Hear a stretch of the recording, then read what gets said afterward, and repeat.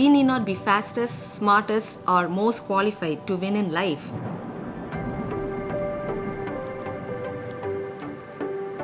Hey everyone, welcome back to my channel. This is Anisha. If you are new here, consider subscribing if you enjoy this video. I was thinking, is it possible for us to be always at the right place at the right time?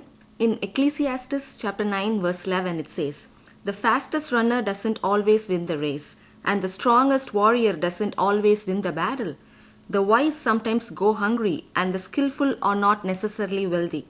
And those who are educated don't always lead successful lives. It is all decided by chance, by being in the right place at the right time."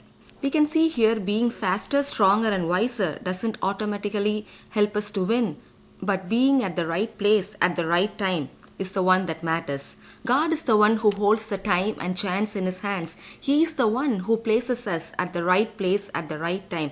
We can see one such example in the life of Ruth, where Ruth was in the lowest position in her life before she met Boaz.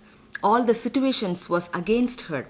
She was from Moab, but she married an Israelite, and after 10 years her husband died, and her brother-in-law died, and even before that her father-in-law died. So finally, since all these things happened, Naomi, Ruth's mother-in-law, she decided to go back to Bethlehem, and she wanted her daughter-in-laws to go to their mother's home. But Ruth decided that she would stay with Naomi. Ruth said, "Your people will be my people. Your God will be my God." Ruth at that point decided to accept the God of Israel as her God. And we could see that once Naomi and Ruth reached Bethlehem, they wanted something to eat. And so Ruth asked Naomi if she could go to a field and glean some barley. We could see in Ruth chapter 2 and verse 2 it says, "Please let me go to the field and glean heels of grain after him in whose sight I may find favor." Did you notice that what was Ruth conscious of here? She was conscious of God's favor. She wasn't conscious of her natural circumstances or what had happened until now, but she was conscious of God's favor. We can see that she happened to come to a field that belonged to Boaz, who was a close relative of Ruth's father-in-law. And when Boaz came there and inquired about her to the servants, she found favor in the eyes of Boaz. Boaz told the servants to intentionally drop some barley on the floor so that she can get those. Boaz also provided food and water for her. He provided comfort and spoke kindly to her. When Ruth was done with gleaning that day and went back to Naomi and told what had happened, Naomi said not only was he generous, but he also is one of our closest relative. Naomi instructs Ruth what to do, and so Ruth goes and sleeps at the feet of Boaz that night. And Boaz moved in the middle of the sleep and sensed someone was under his feet and asked who it was. And she said, "It is Ruth." And she told that, "You are one of the closest family redeemer."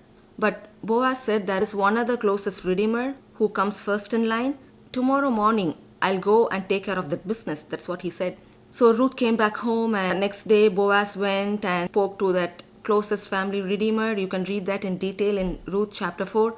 Finally, Boaz redeemed Ruth and he took her as his wife. Boaz is the picture of Jesus, who is our kinsman redeemer. He came into this earth as a man like one of us. He is our kinsman. He died on the cross for us and purchased us with his own precious blood. He is our redeemer. Jesus is our kinsman redeemer. As your redeemer, Jesus is not only willing but also has the full power to restore the things, to redeem the things that you have lost. You can go to him, take your place at his feet, ask him for help, and he will surely help you. Your heavenly Boaz will do everything for you that you have requested to him.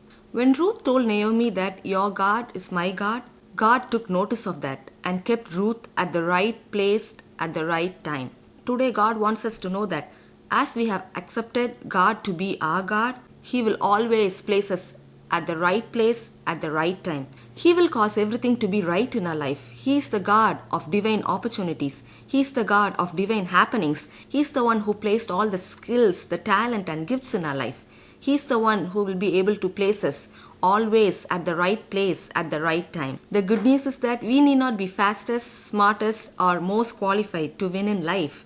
Our main goal should be to trust God that He will place us at the right place at the right time. When He does that, our life will be blessed abundantly. Do you have any such experiences where God has placed you at the right place at the right time? Please let me know in the comments below. Don't forget to subscribe and click the bell icon so that you will be notified when I make a new video. Have a blessed day. God bless you.